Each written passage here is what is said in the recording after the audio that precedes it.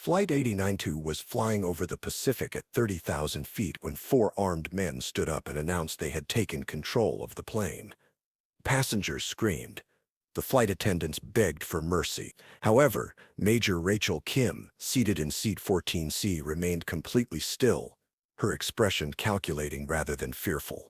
The terrorists had made their first mistake by boarding her plane. Their second mistake would be fatal. What happened over the next 47 minutes would go down in classified military history. And who was this woman they thought was just an ordinary passenger? Seattle-Tacoma International Airport was bustling with the usual chaos of evening departures. At Gate 47, there was the familiar scene of passengers waiting for Flight 892 to Seoul. Businessmen were checking their emails. Families were trying to control their restless children. Students were clutching their backpacks and boarding passes. Which city in the world are you watching this video from today? Please subscribe and support us for more stories. Among them sat a woman who went completely unnoticed. Major Rachel Kim appeared to be exactly what her passport claimed. A 32-year-old marketing consultant traveling to South Korea for a business conference. Her navy blazer was conservative but professional. Her laptop bag bore the logo of a consulting firm that did exist, had offices in Seattle, and would verify her employment if anyone called. Even her boarding pass showed she'd paid full price for her economy seat, just like any other corporate traveler.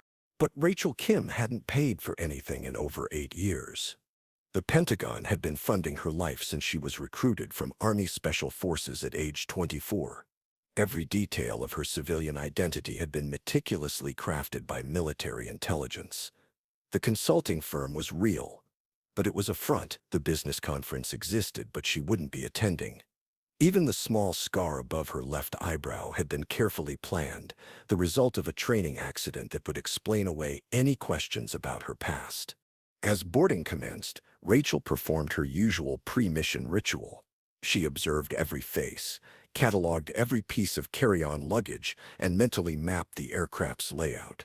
Her training had taught her that the most dangerous missions often began in the most ordinary circumstances. Flight 892 would prove that lesson correct. She noticed them during boarding Group 3.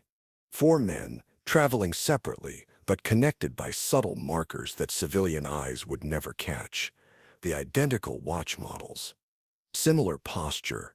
The way they avoided looking at each other while maintaining perfect awareness of each other's positions. Rachel's pulse quickened, but her expression remained neutral. She'd been tracking this terrorist cell for 3 months through intelligence networks across Southeast Asia. Tonight, she was supposed to be observing from a distance, gathering information about their planned attack on the Seoul financial district. Instead, they were all boarding the same aircraft. Takeoff proceeded normally. The Boeing 777 climbed smoothly into the Pacific night sky, carrying 340 souls toward what should have been a routine 12-hour flight. Dinner service began. Passengers settled into their entertainment systems or tried to sleep. Rachel maintained her cover perfectly. She accepted the meal with a polite smile, flipped through the in-flight magazine, and appeared to doze like dozens of other travelers. But she never actually slept. Her eyes would close for exactly 12 minutes, then open slightly to scan the cabin before closing again. She was watching for the moment she knew would come. At 11:47 p.m. Pacific time, exactly as her intelligence reports had predicted, it began. The first man rose from his seat in the forward section, moving toward the lavatory with practiced casualness. 30 seconds later, the second followed from the middle section. The third and fourth moved simultaneously from opposite sides of the aircraft. In coordinated precision, they pulled black masks over their faces and produced weapons from hidden compartments in their carry-on bags. The construction was clever, Rachel noted professionally. Components that would pass security screening when separated, but formed functional weapons when assembled. "Nobody move!" The tallest terrorist shouted in accented English, grabbing the nearest flight attendant and pressing his weapon against her neck. "Hands where we can see them!" Chaos erupted instantly. A woman screamed. A child began crying. Passengers who had been sleeping jolted awake in confusion and terror. "This aircraft is now under our control," announced the leader, a man Rachel's intelligence files identified as Hassan al-Rashid. "Follow our instructions, and you will live to see your families again." In the cockpit, Captain Martinez immediately activated emergency protocols, locking down the reinforced door and alerting air traffic control to their situation. The terrorists had anticipated this, Rachel realized. They weren't trying to access the cockpit. They had a different plan. Throughout the cabin, passengers cowered in their seats. Flight attendants were forced to their knees. The terrorists took strategic positions that gave them complete control over the aircraft's interior, and in seat 14C, Major Rachel Kim remained perfectly still, her mind racing through tactical assessments. She counted weapons, evaluated sight lines, calculated distances to emergency exits. Her training had prepared her for exactly this scenario, but never as a solo operative with 340 civilian lives at stake. The terrorists began separating passengers by nationality, a standard intimidation tactic designed to increase psychological pressure. Americans to the left, Europeans to the right, Asians to the center. When Rachel was directed to the American section, she moved with the same fearful compliance as everyone around her. But her eyes were mapping every detail of the terrorists' positions, their movement patterns, their communication methods. That's when she noticed something that changed everything. Hassan al-Rashid was using communication equipment that Rachel had seen before, not in terrorist training manuals or intelligence briefings, but in classified Pentagon laboratories. The device was experimental American technology supposedly known only to a handful of military contractors. The implications hit her like cold water. This wasn't just a terrorist hijacking. Someone inside the American defense establishment was providing advanced equipment to foreign operatives. The mission she'd been sent on was already compromised before it began. Her handler's final briefing suddenly made terrible sense. Gather intelligence on their Seoul operation, but maintain distance. Do not engage under any circumstances. They had sent her to observe because they wanted her to witness the attack, not prevent it. Someone with high-level clearance was using her as an unwitting intelligence asset for an operation that would result in hundreds of civilian deaths. Rachel's jaw tightened almost imperceptibly. In 8 years of classified missions, she had never disobeyed a direct order. But she had also never been betrayed by her own command structure. The terrorists continued their systematic intimidation of passengers. Hassan approached an elderly businessman, demanding to see his passport and luggage. When the man's hand shook too much to comply quickly, Hassan struck him across the face with his weapon. A young woman screamed. A child began sobbing. Rachel made her decision. The Pentagon had trained her to follow orders without question. But they had also trained her to protect innocent lives. When those two imperatives conflicted, she would choose the one that let her sleep at night. If she survived the next hour, Rachel's transformation began slowly, so subtly that even the terrorists didn't notice at first. Her breathing pattern changed. Deeper, more controlled, her posture shifted forward slightly, weight transferring to the balls of her feet. Her hands relaxed but positioned themselves with purpose. When Hassan's associate approached her section to distribute water bottles, Rachel was ready.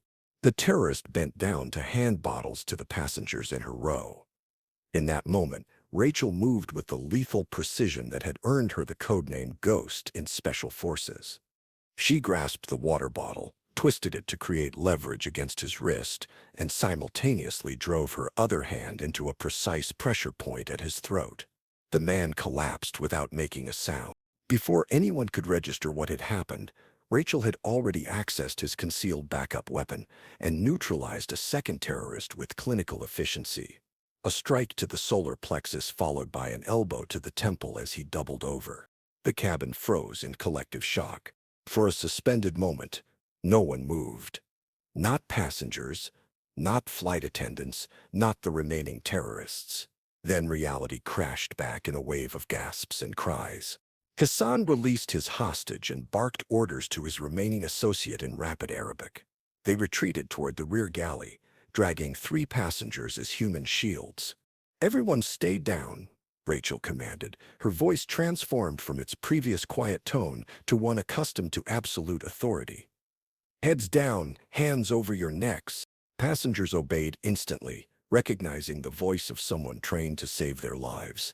In the cockpit, Captain Martinez stared at his security monitors in disbelief.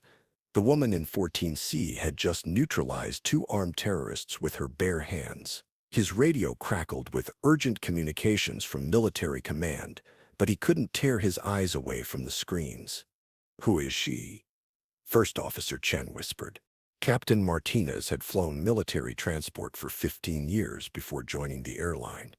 He recognized combat effectiveness when he saw it. "I have no idea," he replied, "but she just saved everyone on this aircraft." Hassan al-Rashid was no ordinary terrorist.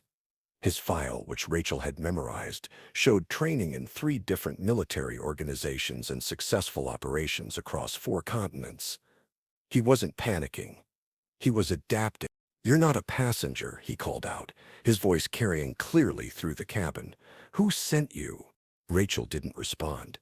She was moving methodically toward the rear of the aircraft, using the seat rows as cover. Her priority was isolating Hassan from his hostages without triggering a massacre. "American Special Forces?" Hassan continued, trying to draw her out. "CIA? Or are you one of those Pentagon ghosts they pretend don't exist?" The reference to ghosts made Rachel pause for a fraction of a second. Hassan shouldn't know that terminology. It was classified at the highest levels. "Your handler didn't tell you about the mole, did they?" Hassan's voice carried a note of amusement. "Someone very high up in your government has been sharing information with us for 2 years." Rachel's blood ran cold. The intelligence that had put her on this flight, the mission parameters that were supposed to keep her safe, the communication protocols that were supposed to protect her identity, all of it could have been compromised. She was operating blind, with no support, against enemies who might know more about her mission than she did. But Rachel Kim hadn't survived 8 years of classified operations by relying on support from headquarters. She had survived by being better, faster, and more ruthless than anyone who stood against her. Hassan made his next move, forcing his 3 hostages toward the forward section of the aircraft.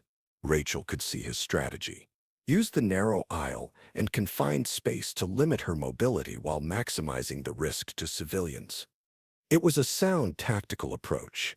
It was also exactly what Rachel had been trained to counter. What happened next would never appear in any official report. Rachel moved through the aircraft like liquid death, using every technique the Pentagon had taught her and several they hadn't. She turned the confined space that Hassan thought would trap her into a weapon against him. The emergency lighting provided perfect shadows for concealment. The aircraft's gentle turbulence masked the sound of her movement. Even the frightened breathing of passengers became part of her tactical advantage. Hassan's remaining associate made the mistake of trying to flank her position. Rachel disabled him with a technique she'd learned from South Korean special forces, a move that rendered him unconscious but left no permanent damage. Now it was one-on-one. Hassan al-Rashid versus Major Rachel Kim, a veteran terrorist with decades of experience against a Pentagon operative with 8 years of classified missions. The duel played out in the confined space of the aircraft aisle, a deadly game of positioning and patience. Hassan had superior knowledge of the terrorist operation and possibly inside information about Rachel's mission, but Rachel had home field advantage and training that Hassan's file suggested he'd never encountered. The engagement lasted exactly 4 minutes and 37 seconds. When it was over, Hassan al-Rashid was secured with plastic restraints, alive but unconscious. His 3 hostages were unharmed. All 4 terrorists were neutralized with no passenger casualties. Captain Martinez opened communication with military command, his voice steady despite what he'd witnessed. "This is Flight 8092, security situation resolved. Requesting immediate escort to closest military facility." The response came back within seconds, negative 8992. Continue to Seoul as planned. Official report will show mechanical difficulties requiring brief emergency protocols. Rachel looked directly at the cabin security camera and spoke clearly. "Tell whoever's listening that their operation is blown. The ghost is going dark." She moved toward the emergency exit, and Captain Martinez watched in amazement as she activated the emergency slide. It should have been impossible to survive. But Major Rachel Kim wasn't bound by the same limitations as ordinary passengers. Flight 892 landed in Seoul 6 hours later with a story that satisfied the media. Mechanical difficulties had required emergency protocols and a brief diversion, but skilled crew work had ensured passenger safety. The four unconscious men found restrained in the cabin were identified as members of an international smuggling ring. Their weapons were described as sophisticated forgeries that had somehow bypassed security screening. No mention was made of a passenger in seat. When investigators reviewed the manifest, they found that seat had been assigned to Rachel Kim, a marketing consultant for a Seattle-based firm. But when reporters contacted the company, they were told that no such employee had ever worked there. The passport used to board the flight led to a birth certificate that didn't match any hospital records. The credit card used to purchase the ticket had been issued to a social security number that belonged to someone who had died in childhood. Rachel Kim had never existed. 3 weeks after Flight 892, a series of coordinated raids across Southeast Asia dismantled a terrorist network that had been planning attacks on multiple financial centers. The intelligence used to locate these cells was attributed to routine surveillance operations. No one mentioned the classified files that had appeared mysteriously on the desks of counter-terrorism officials in 5 different countries. Captain Martinez retired from flying 2 months later. In his final interview with aviation authorities, he maintained that the passenger in 14C had simply been in the wrong place at the wrong time, but with the right training to help. When pressed for details about her background, he repeated the same phrase investigators heard from every passenger they interviewed. "She looked like any other traveler. I never would have suspected." But sometimes, late at night in his home in Tacoma, Captain Martinez would look up at aircraft passing overhead and wonder about the invisible guardians who move among us, the people who board planes and trains and buses, indistinguishable from ordinary passengers until the moment extraordinary circumstances require extraordinary responses. Somewhere in the world, a woman with haunted eyes and skills that officially don't exist is boarding another flight, carrying another passport with another name that will disappear from all records the moment her mission is complete. The Pentagon still calls her the ghost. Some heroes never get parades. Some battles are fought in silence. But sometimes, if you know how to look, you can spot them in the most ordinary places, appearing as unremarkable as everyone else around them until the moment the world needs them to be something more. Flight 892 was just another routine evening departure, until it wasn't.